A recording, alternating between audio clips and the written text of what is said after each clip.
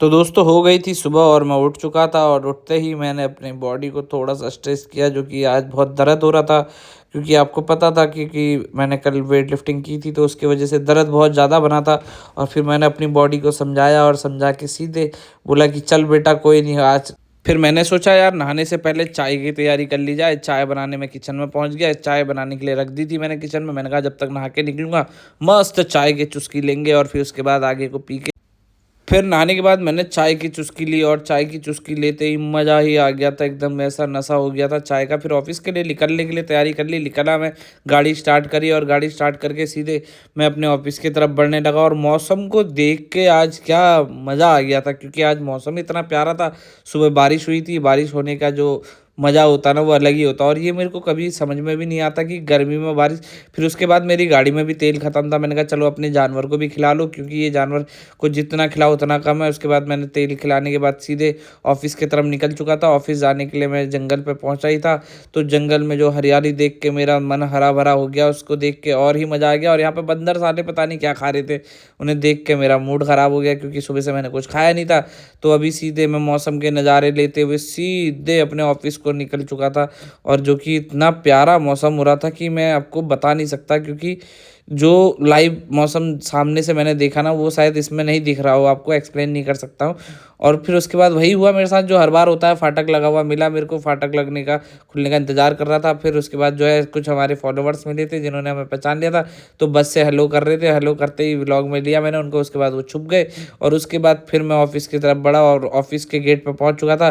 जो कि फिर मैंने अपने पहले दोस्त को एक फ़ोन किया क्योंकि मुझे लगी थी बहुत तेज़ की भूख और वो दोस्त को आने में थोड़ा टाइम लगा। और वो देखो सामने से लाल कलर की शर्ट पहन के वो साला जानवर आता हुआ दिख गया मुझे। और आते ही मेरे को हेलो हाय करा और आके सीधे बैठाला उसने।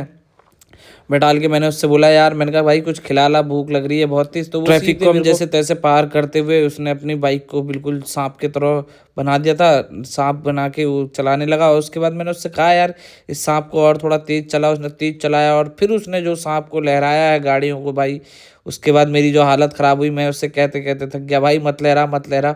और वो बिल्कुल साँप बना रहा था, पता नहीं ग्लैमर को क्या सोच रहा था, R15 समझ रहा था। जो कि उसके बाद हम खाना खाने पहुँच गए थे और ये भैया देखो कितने प्यारा राजमा चावल बनाते हैं और हँसी देखो इनके चेहरे की, अलग ही हँसी आती है और फ़ेमस है यहाँ का। उसके बाद भैया ने हमारे लिए अलग से एक सीट दी, उन्होंने कहा तुम बहुत दिनों बाद आए हो तो बैठो।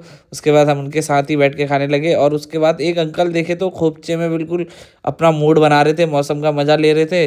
जो कि फिर हमारे लिए राजमा चावल भैया ने लगा दिया था बढ़िया करके। हम खाना शुरू कर दिया। खाना खाने के बाद उसने कहा यार एक दोस्त ने गाड़ी ली है, चल उसके पास चल रहे हैं, गाड़ी देख के आते हैं, उसकी मिल के आते हैं। हम उसके पास निकल गए।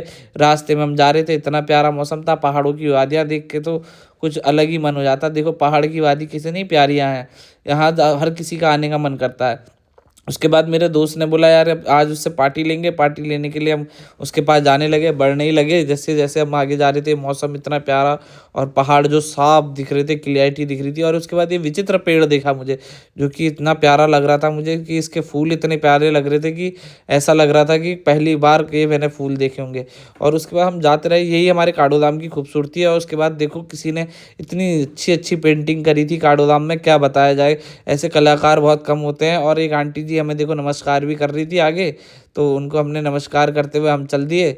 और उसके बाद फिर आगे गए तो हमारा स्वागत में बिल्कुल डांस कर रहे थे ढोल नगाड़े लेके, जो कि वो भी दिखाएंगे आगे आपको। हम ढोल नगाड़े लेके हमारे स्वागत के लिए ये खड़े थे, इन्होंने डांस वांस दिखाया। मैं थोड़ा ऐसे, हमारे वहाँ छोलिया डांस बोलते हैं, जो कि उत्तराखंड का लोक प्रिय डांस है ये। और उसके बाद जो हम दोस्त के पास पहुँचे तो एक दोस्त और मिला, उसने हमारे लिए कुर्सी लगाई और हमें धमकी दे के बोलने लगा कि भाई आके मामू की दुकान में काम करता है, उनके ये आया देखो चोली सुनने के बाद। उसके बाद जैसे ही उससे हमने पार्टी ली तो उसने बोला मेरा सारा पैसा स्कूटी लेने में खर्च हो गया, अब मेरे पास पैसा नहीं है। उसने हेलो हाय करा, उसके बाद हेलो हाय करके पार्टी के नाम पर तो वो सीधे भाई उल्टे पैर जो है देखा हमने भागता हुआ दिखाई दिया। उसने बोला बाद में पार्टी दूंगा, उसके बाद वो सीधे भाग गया यहाँ से और चला गया था। उसके बाद फिर हम भी वापस आ गए थे, पार्टी की उम्मीद नहीं मिली तो फिर मैंने अपने दोस्त से ही बोला यार कि तू ही पार्टी दे दे, तू ही कुछ खिला दे। उसके बाद दोस्त सीधे बाइक लेके रेलवे स्टेशन से हम आगे आए और कनेल रोड पड़ती है, कनेल रोड की तरफ को जाना था हमें। कनेल रोड देखते हुए हम ढूंढते ढांढते जैसे तैसे एक भैया की दुकान थी, दुकान में पहुंचना था और दुकान में हम पहुंच भी गए थे। भैया की देखो इतना प्यारा गोलगप्पे बनाते हैं और दही बल्ले बनाते हैं, लाला राम करके इनकी दुकान है, चाट भंडार। बहुत अच्छा चाट बनाते हैं। जो कि उसके बाद एक अंकल के पैसे गिर गए थे तो उन्होंने पैसे उठाए और हमने भाई जो दही बल्ले खाए हैं भाई। तो उसके बाद फिर हम घर आ गए थे, घर आए तो उसके बाद देखा कि मौसम तो बहुत ख़तरनाक था।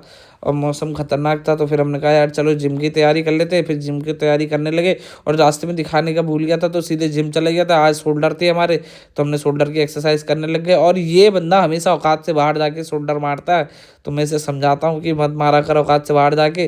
फिर उसके बाद हमने जो है मैंने भी एक्सरसाइज शुरू करी और ये लास्ट हमारी एक्सरसाइज थी। उसके बाद चलो आज का ब्लॉग इतना ही है, मिलते हैं अब नए ब्लॉग में, जल्दी मिलेंगे आपको। बताइएगा आपको मेरा कैसा लगा ब्लॉग।